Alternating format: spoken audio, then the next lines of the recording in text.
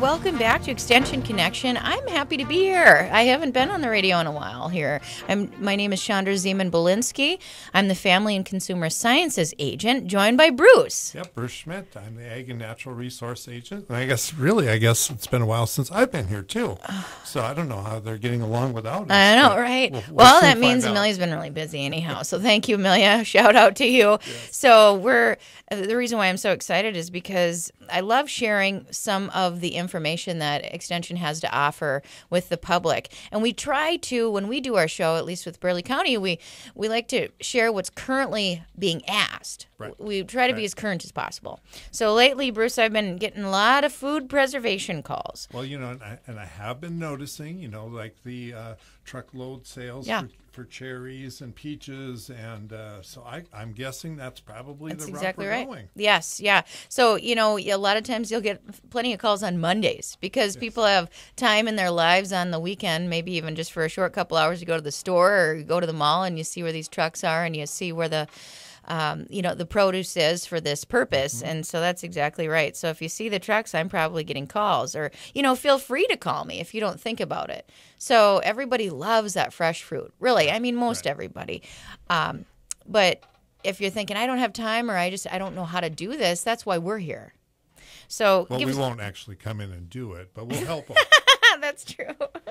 So, Bruce, what do you? Okay, so we'll get into my food preservation in a minute. You've got a couple things to share here on currently what's going on with your calls, right? Well, and again, a lot of what we have to share is still drought related, and I know we're getting a nice shower, but the showers at this time of year are a little too late and too little. So I do want to let the public know that we have compiled, along with the North Dakota Department of Ag and the North Dakota Stockmen's Association, we have a one-page livestock drought resource.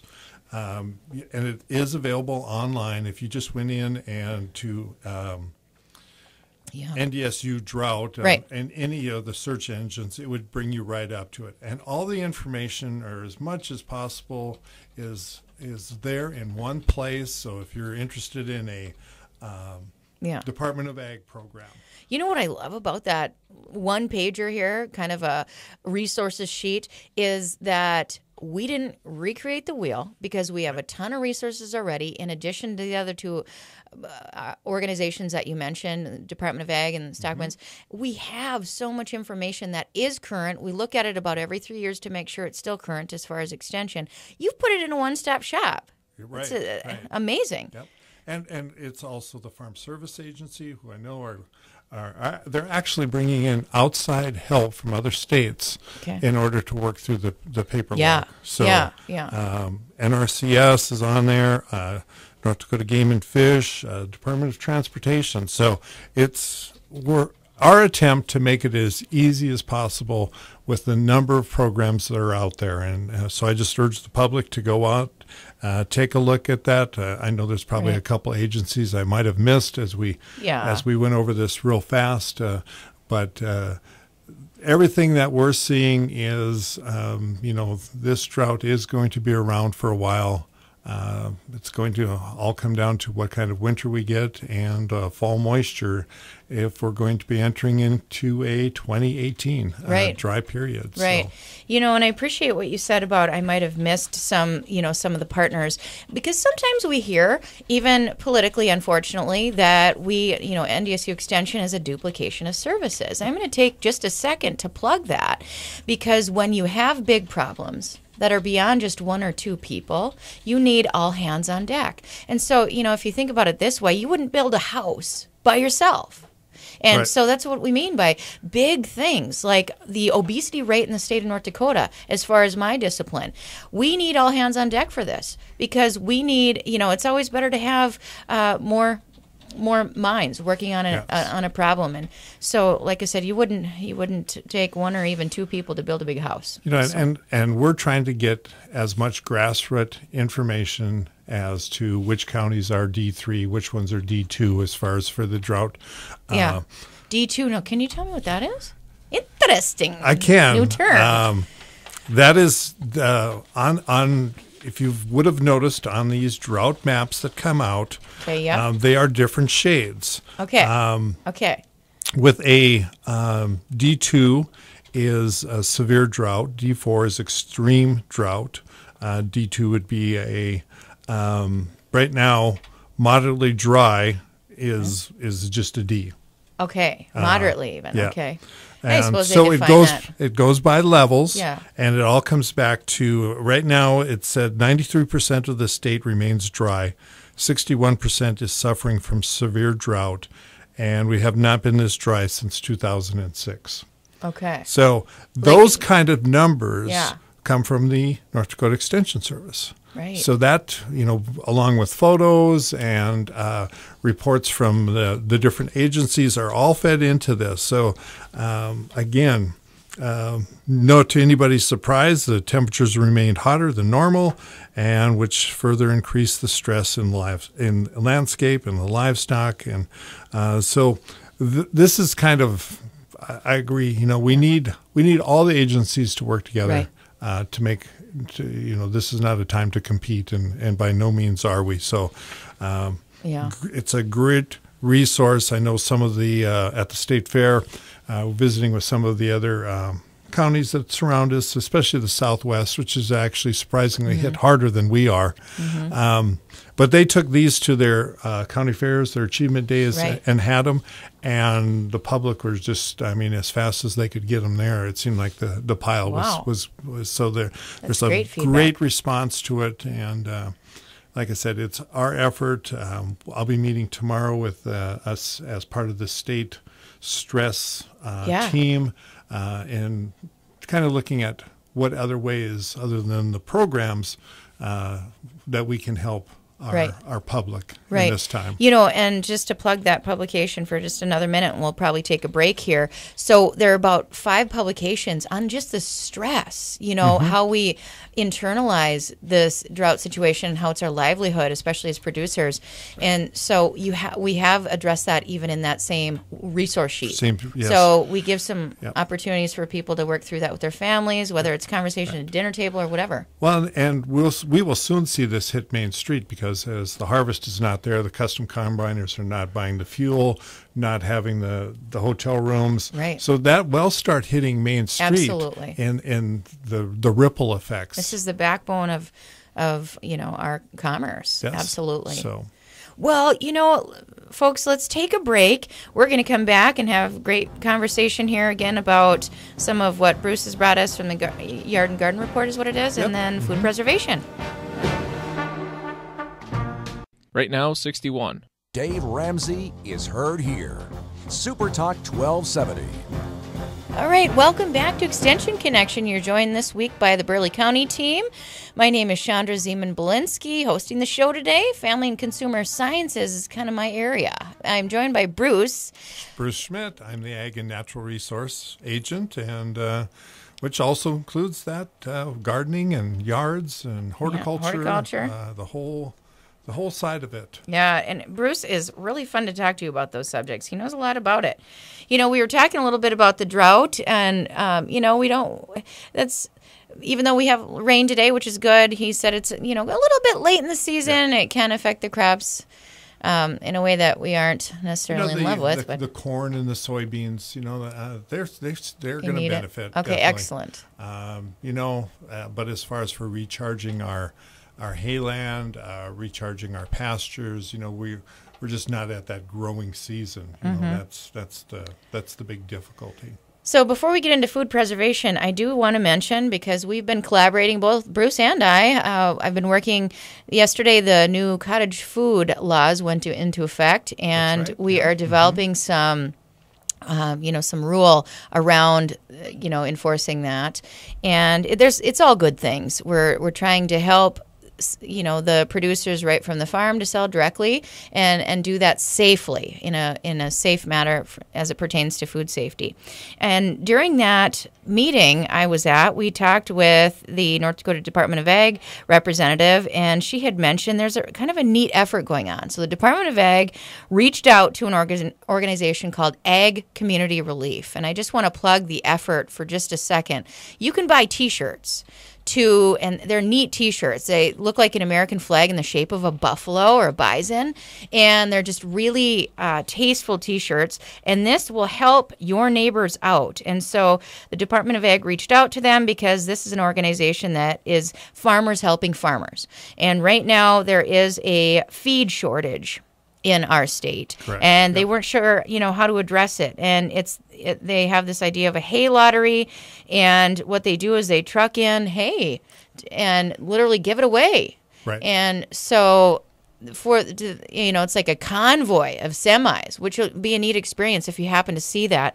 And so go on to, we're going to post it later today on Facebook. If you'd like to buy one of these T-shirts, you would be able to help out your neighbor. Mm-hmm. And so I believe this organization was very active in the Oklahoma, the Kansas, Texas fires drought. And Yes, drought. Yep, fires and drought. I think it was last year, and Yes. so I believe I know for a fact that there was a number of semis that took hay, because at that time it looked like we had an excess. We were doing good, yeah, and we were hauling it down there. So I am pretty sure that it will be reciprocated back.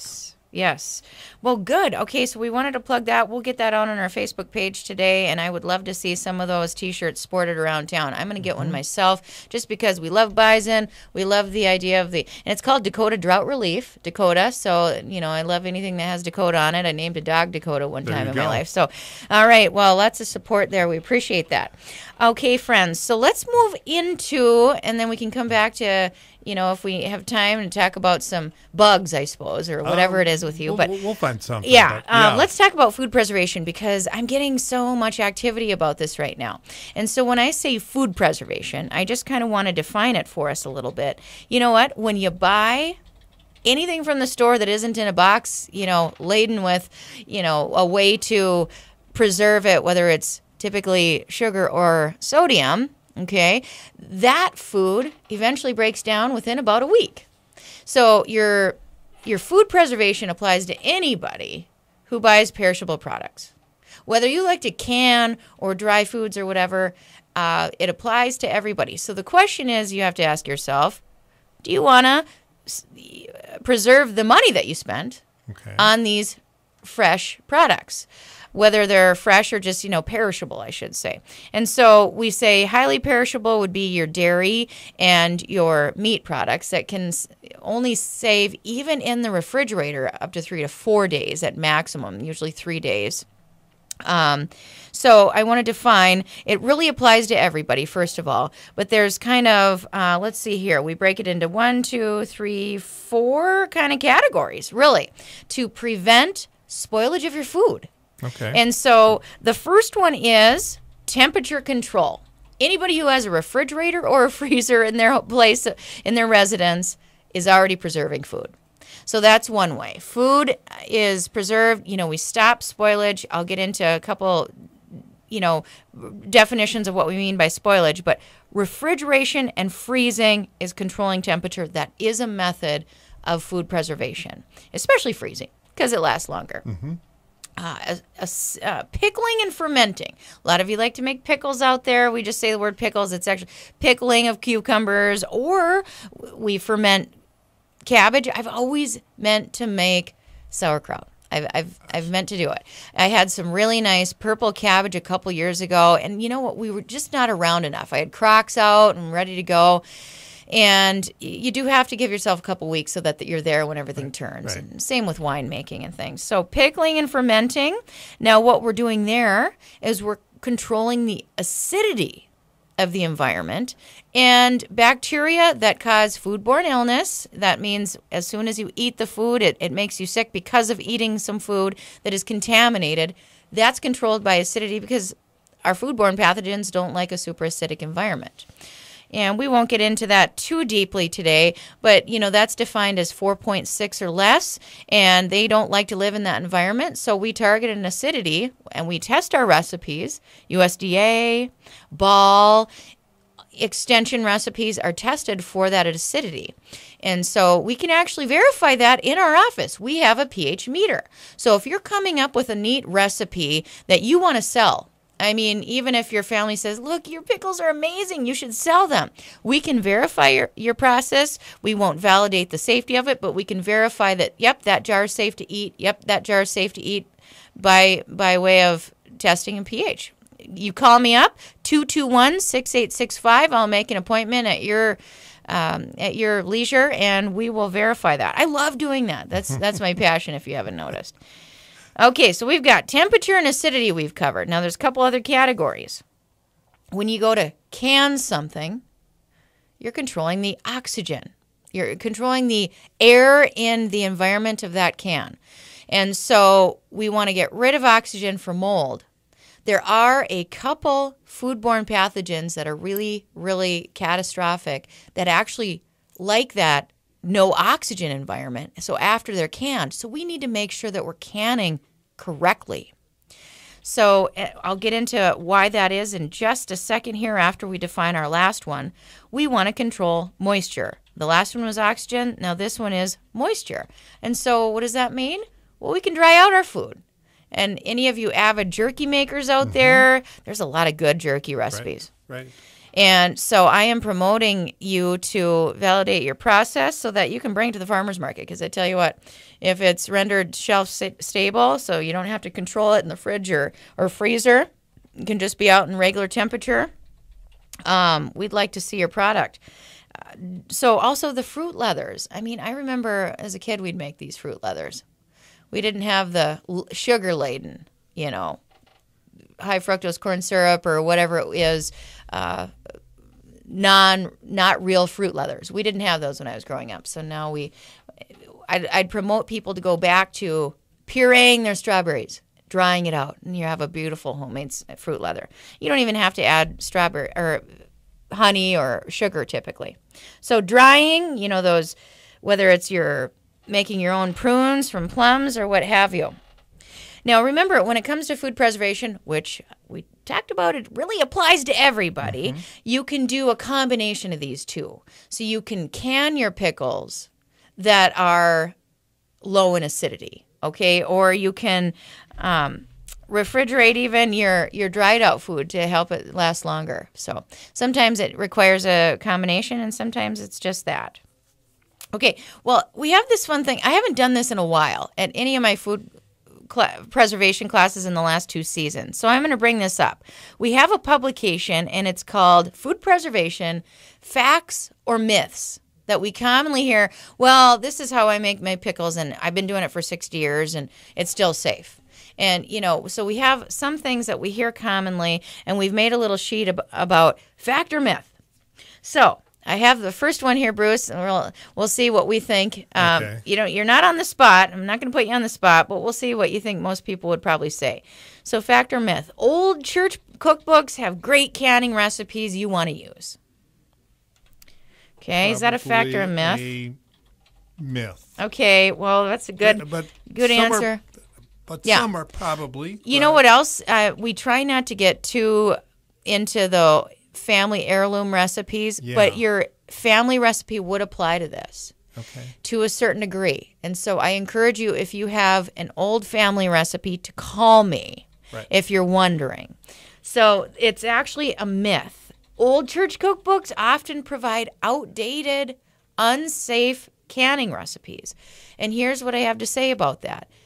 We know more about microbiology today than we did 60 years ago, by all means. As a matter of fact, even I went to a great professional development class at University of Nebraska Extension, and they were talking to me about the 4 main strains of Listeria that can cause foodborne illness. One of them is significantly packs a big punch, so we call it a pathogen, Listeria, typically on products that are grown in the dirt and then also on sliced meats and things. Well, now we recognize 6, and that's just in the last, several years. And so it changes. We find things. It's like finding new species of fruits and vegetables or, plants in the rainforest.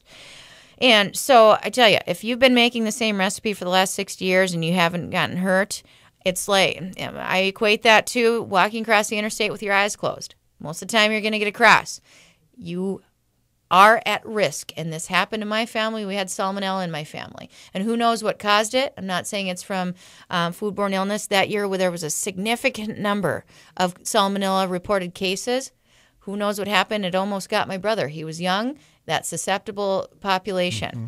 And so if it wasn't happening 6 years ago, 10 years ago, it could be happening today. Correct. Well, let's take a break and talk a little bit more about how to preserve your food safely.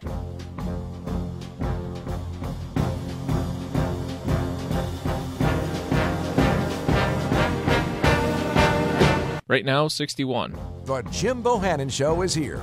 Super Talk 1270. All right, welcome back to Extension Connection. You're joined by the Burleigh County team this week. My name is Shaundra Ziemaen-Bolinske, bringing you family and consumer sciences subjects that we're experiencing calls on and inquiries on, and that's food preservation. I'm joined here by Bruce Schmidt, Ag and Natural Resources Agent. Love to have you, Bruce. And I got the first myth or fact correct. You did? When it came to preserving. Food preservation. So remember, when I talk food preservation, this applies to everybody who goes to buy food. That's everybody. And, it's how you make the most out of your dollar in spending the right amount of money for what you can consume within the right amount of time. Now, if you can't eat everything you bought, you don't want it to spoil. Right. There's so many reasons to not waste your money. It's literally taking money out of your pocket and throwing it away. Food preservation applies to everybody. So we were talking especially about, freezing of the fruits that are, I guess, ready right now that we're seeing at roadside, or on the roadside, or even in the stores, and then even some about pickling and fermenting and drying. We're getting into the facts and myths. Okay, let's talk just for a second here about canning.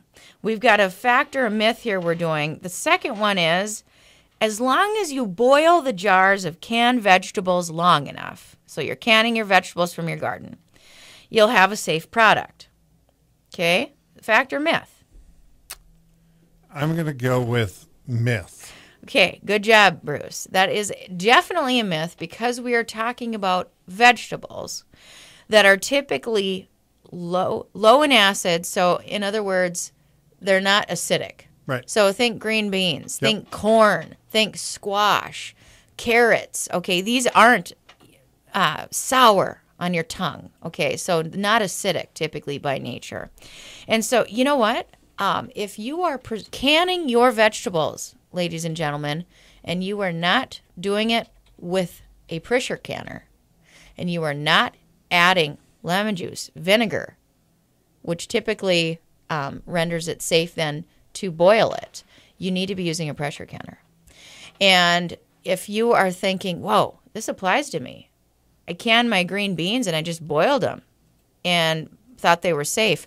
Well, call me and I can help you work through the process that's safe. I'm going to just kind of introduce it today, but giving you the answer to our myth here. Unless you process canned foods properly, you could put yourself at risk for botulism.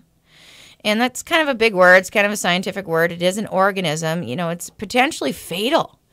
And every once in a while, you hear of, I think it was 2 years ago, we heard in Ohio, there was somebody who canned their potatoes and thought they were putting up their fantastic potatoes.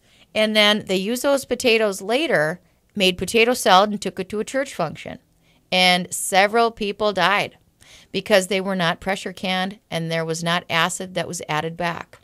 And so if you are making your pickles, make sure that you're adding enough acid, and you do have to, because you're putting them on the shelf, get rid of then that oxygen, that air on top. And so you need to seal them by water bath canning them. And that's where I get into trouble with folks. If you are putting them on the shelf to be considered shelf stable, so you can keep them for a year, you got a year, you need to can them with water bath. That is your pickles now. And if you are canning, again, those vegetables, those low acid foods, you need to do it with pressure. Okay, again, it's all about that botulinum.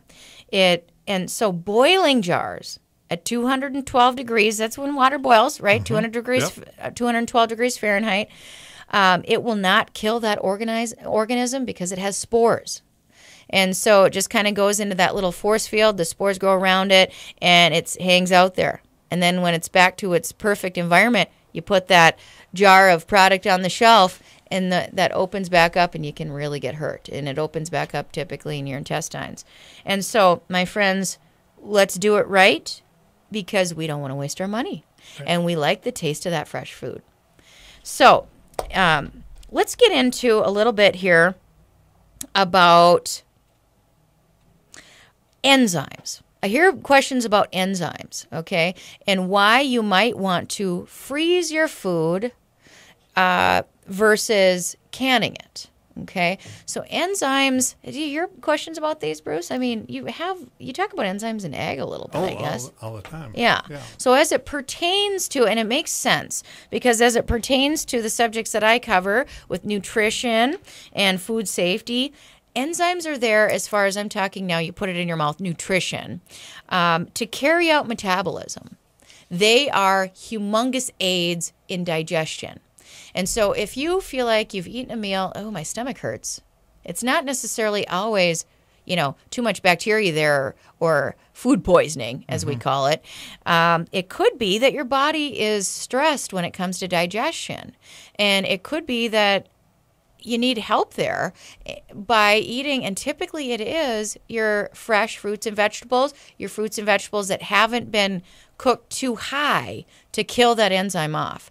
So naturally, it's kind of like that circle of life. We need in the environment rain, and things go around in the circle. Well, that enzyme, it's in your fresh crops, fruits and vegetables, and you then want to consume it, and it helps your body digest. A couple things that I think of when I think of enzymes, and people figured this out years ago, even if they didn't know the science of it. When you go to eat Japanese food, or a lot of times they have ginger on the side, right? You go to Kobe's and they've got ginger on the side all the time, or Oahu, or any of those restaurants that are fantastic locally. Well, ginger it's considered a vegetable, but it is a huge aid in digestion because it's packed with enzymes. And so let's talk about some enzymes. We have categories of enzymes. Have you heard of lipase? Well, lipids equal what? Fat. And so lipase is an enzyme in general. There's types of lipases that break down fat. Proteases, what does that break down, do you think? Proteins. So we've got cellulases that break down fiber, amylase break down starch, lactase break down dairy, and sucrase break down sugar, like sucrose is sugar. And so those are the six main categories. And tell you what, I wanted to really focus on freezing today, but I wanted to give lots of definitions. Now I'm transitioning back into, this is a reason to freeze your fruits and vegetables. Okay. And so you're able to maintain, I am somebody who struggles personally with digestion. My stomach hurts a lot after certain meals. And so I've learned there is a huge reason to get past your tongue if you don't like certain fruits and vegetables, because the relief is there digestively, and I thrive better just in my daily life. There are certain fruits and vegetables I didn't care for. I don't love papaya. But you know what? It has papain in there, which is a significant protease. And so it breaks down that protein. So when you eat a big meal, okay, now I go over to the Brazilian type foods where you have lots of meat, right? They bring these fantastic steaks around and fantastic pork products around. Love those pork producers out there. And they have a dessert that's my favorite because it not only tastes great, you wouldn't believe it, warm pineapple. It's grilled pineapple. It is a fantastic dessert. You don't have to do anything to it but put it on the grill. And it is high in protease. Bromelain. So it breaks down all that steak. So I'm thinking about the Japanese and the Brazilian. They know what is going on. And we can relate that here now because we have the means to bring in those foods, and we'll learn from those folks. And so, really in general, the foods that are high in enzymes are oftentimes the tropical Okay. And so if we can get them in here, we can preserve them by freezing them and oftentimes maintain those enzymes. Now, I do want to mention enzymes are broken down with heat. So you get the people who are big juicers, okay, and they want to get those fancy juice machines that don't generate heat because they're really concerned about of enzymes. I did get a call on this recently. He's kind of fighting with his wife about, I want this juicer, I don't want this juicer. Well, sure enough, she needed the protein, or I'm sorry, I keep saying that, the enzymes. Enzymes are a form of protein, my friend, so that's in my mind. It's a Freudian slip, right? And so, okay, so I'm just going to keep going here and get through this subject. So we've got 90 to about 140 degrees, and those enzymes are denatured, broken down. They no longer have the digestive benefit that they would if you consumed them before the heat exposure. And so we have that freezing method of food preservation that is just fantastic. Okay, and so we can talk a little bit about freezing our fruits and vegetables now. Let's get into that here, Bruce. So I did a little experiment this week because a couple weeks ago there was definitely, and that's still this last weekend here, there were definitely some, how can I freeze my peaches? I don't want to can them. I don't have time to can them, what have you. How can I freeze them and render the best quality product when I bring it back out of the freezer? I'm not stopping you from taking your green beans and putting them right into the freezer. I'm not stopping you from slicing up those peaches and putting them right into the freezer. They will be safe when you pull them back out. I always say that I have a two-leg table, a two-leg structure to stand on when it comes to food preservation. One leg is food safety. Well, it's safe. That's what really matters. The other leg is, where's the quality going to be? Right. So there's a way to do it to get the best quality food. That's what I'm going to get into in the next section here. Okay, so in a moment here, we're going to talk about my little experiment I did on freezing peaches. But before that, let's take a break here. Right now, 62. Here's Sean Hannity, weekday afternoons on Super Talk 1270. Welcome back, everybody. This is Extension Connection. My name is Shaundra Ziemaen-Bolinske from Burleigh County, and I teach family and consumer sciences subjects about nutrition, food safety, health, a little bit about finance, and human development and family sciences. Now, Bruce Schmidt, Ag and Natural Resources Agent. Yep. Lots of disciplines you're master of. Yes, we've got the livestock part, we've got horticulture, lawns, forestry. Yes. We tried to master of all. No. Yeah. Well, best job you ever had, he says. Yeah. So, honestly, if you have a question, though, call us, and if we don't know the answer, we'll get you in the right direction. We have lots of community partners to make sure we can help you out, especially if you're struggling with stress or... Right. Even this morning we had a drip irrigation and went out onto the extension website and found a great... Like publication or introduction into it from University of Colorado. Right. Extension. Hey, good. And we have those connections. Yes, exactly right. Now, you left us right before the break, and we were talking about food preservation, and I wanted to get into a little bit about how to freeze fruits because we have those cherries out there. Definitely the peaches. Mm-hmm. I froze a lug of peaches a couple days ago thanks to our colleague Deb Johnson, who's the FNP agent, focuses on lower income families and audiences. She helped me out. She has an FCS background in education. So she's real good about. We sat and prepped our peaches, and we've got 10 different variables. I'm a food scientist, so 10 different variables of how to do the proper freezing of peaches, at least, is what I chose. The only part that I wasn't there that day. Now, did you actually taste them before you started? Or, see, I could have helped you out on that. Hey, you know what? We have 6 left over sitting in the break room, and I think I'm going to make peaches and cream tomorrow. So you need to come to our training. Be gone again tomorrow. Shoot. We did actually try 2 of these. I wanted to know what the pectin pack would taste like. Okay. And so just like when you make jelly and jams, right now I have quite a few of those calls. People are making choke cherry jelly. Good job, everybody. So, there's actually a way to freeze with pectin in addition to making jams and jellies. And so we'll talk about that. But I wanted to mention why I got on the subject about enzymes. Okay. Enzymes are just these fantastic little proteins that exist, and they significantly aid in digestion. Well, they break down, and they're actually like the catalyst to metabolic processes in your body. And so they help things go better.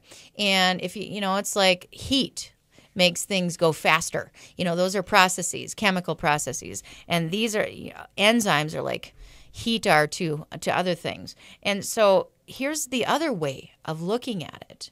Enzymes, now when it comes to freezing, especially vegetables, sometimes fruit as well, when you slice an apple, you slice a peach, typically in fruits, sometimes vegetables as well, potatoes, you get browning almost instantly. Right. It takes a little bit. That is called enzymatic browning. This is, as I was taught in Food Science 101 at the University of Minnesota, where I went to my undergrad, the defense mechanism of this fruit or vegetable. You are breaking the cellular structure where those enzymes are housed, within the cells of the fruits and vegetables. As you slice it open, it's exposed to air. So it has to be exposed and cut open. And this is even increased more with certain types of metal exposure. So if you're using your metal knives, or your blenders are usually metal. So that's browning can occur even more with that perfect combination of air and the enzyme there and the metal. That browning occurs even faster. And then so picky eaters like me won't do it. And that is the defense. Now, it's perfectly safe. Remember that safe versus quality now we're getting into. So it's perfectly safe, but it doesn't render an attractive product. And so we would say the quality is lower. Now, we want to control that enzymatic browning. And so with fruit, we control it by acid. In vegetables, we control it by actually killing that enzyme. And so I was saying there is a huge benefit digestively to enzymes, but it really, isn't the opportunity when you're freezing your vegetables. It's best to actually deactivate that enzyme. And so let's go. I want to focus on fruits right now, though, because that's where I'm getting the calls. I'll talk a little bit about blanching, is how you scald the vegetables by steaming them. Specifically vegetables, we don't typically suggest blanching for fruits. And so that's where you're able to freeze it, have that enzyme remain. And so that's kind of a perfect world for everybody. Plus, that's what we're seeing right now at the store. So let's go back and talk a little bit about freezing fruits. Okay? So freezing, heating, and chemical compounds can control enzyme action. We're controlling the action, but we're not denaturing it and killing it. Isn't that a beautiful thing for everybody? Love it. Okay, so freezing slows enzyme activity so that many frozen foods, even such as meats and then fruits, will keep satisfactorily with little or no further treatment. So we're talking... we'll focus on fruits, but even meats too. So enzymes in vegetables are inactivated by heat. And I'm just reading right from our publication now. This publication is available online. Check out our website. You can use your favorite search engine, Bing, Google, what have you. Type in there NDSU, or let's do Burleigh County Extension. Yep. We have a fantastic local page. Burleigh County Extension. On the top right-hand side of our page, there's a little space. You can search any subject you want to. Right. And just type in freeze food, and you'll find this food freezing guide. And right now I'm reading from page 3 of the 40-page guide. So this is the kind of one that usually I don't like to send out. I'd like to refer people online, but I certainly can send it to you if you absolutely insist. So enzymes in vegetables are inactivated by heat during the recommended blanching process. That's described in here by vegetable product. And so your corn on the cob is probably boiled a little longer than your small baby carrots, Right. your small carrots. And so it's relative to time. And that's because we don't want to cook our product, but blanching is done by boiling water. And so let's get into the best way. I'm going to talk about my little experiment with peaches. Okay, so let's go to freezing peaches. And I'm just doing a little search in my document here. Freezing is one of the easiest, quickest, most versatile, and most convenient methods of preserving food. That's why I get calls on it, right? Yep. More people are wanting to freeze low cost, fast. Nobody has time. Nope. We want to relax. We're always busy, our society now. And so there are a couple things that can render the best quality. Now remember, you're putting it in the freezer. It's going to freeze rock solid. It is going to be safe. You want it to be decent when it's thawed. Right. And that's where typically the cellular structure will break down if we haven't done it in the most ideal way. So let's get to, I'm going to do a search on peaches to make sure I have the right thing that I'm saying. So preventing discoloration. Remember we talked about that discoloration is typically due to those enzymes. Mm-hmm. Well, some fruits such as and I mentioned it, peaches, apples, pears, apricots, they darken quickly because of the reasons that I mentioned. And so you can have your peaches. We do recommend peeling them, and at first I wasn't going to because from a nutritional standpoint, I like that extra fiber. Right. I like that extra antioxidant that you get, those phytonutrients in that dark covering of the fruits and vegetables. But in the cases of peaches, I did the recommendation of peeling them because it renders the most ideal quality product. For when we bring so it depends. up. Yes, it depends on what your focus is. So you can do, to prevent discoloration, you can use pure powdered form acid, and there's a product out there called. It's a prepared mix of ascorbic and citric acid. It's a brand name. I'm not endorsing it, but it's out there called Fruit Fresh. I'm saying it because people recognize it. When I say acid, it sounds scary. Fruit Fresh is actually just an acid. And so it's a combination of a couple, ascorbic acid and citric acid. Okay. Citric acid is it's virtually natural lemon juice, and ascorbic acid is vitamin C. When you take a vitamin C vitamin, in capsule form or whatever, what have you, the ones that are, you can just chewables, that's ascorbic acid. There's a carrier in there typically to help it taste good. And you can actually use those to preserve your peaches, so you don't have to go out and buy anything. You can use your vitamins. Right there anyway. That's right. It does cloud your water a little bit, but you can certainly do that. You've got your vitamin C tablets and then your pure powdered form as well as your liquid lemon juice. And so I just want to mention, I'm running out of time a little bit, but again, you're welcome to check out Burleigh County Extension's website or call us at 221-6865 and I can get into it. One of the most highly recommended methods is to freeze your fruit in a syrup. And so we've got syrup packs, and you can do various amounts of sugar in there. The more sugar, the longer it takes to freeze. But I can tell you, I did this experiment yesterday, and the peaches, even in the freezer, that were frozen without any treatment, no acid, no sugar treatment, were already browner. Yep. And so call us. We'll talk about it. Thanks for joining us this week with Extension Connection.